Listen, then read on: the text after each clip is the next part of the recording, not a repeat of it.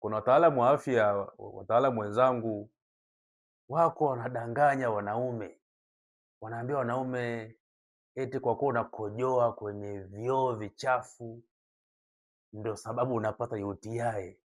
Come on guys. Yaani mwanaume unakojoa tu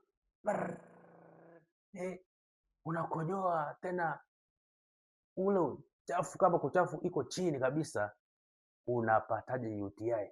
Hata kama huyo bakteria E. coli anakimbia kwa spidi ya mwanga, kwamba yani anapanda haraka haraka paka kwenye nani, kwenye mfumo mkojo, hiyo sasa itakuwa ni muujiza. Ndugu mwanaume, suala la UTI kwa mwanaume ni suala gumu. Mwanaume kupata UTI ni vigumu sana.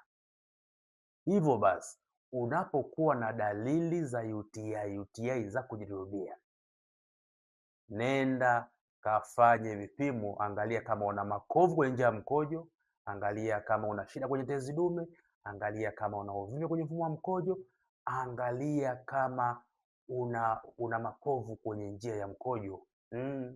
Achana na haya mambo ya UTI.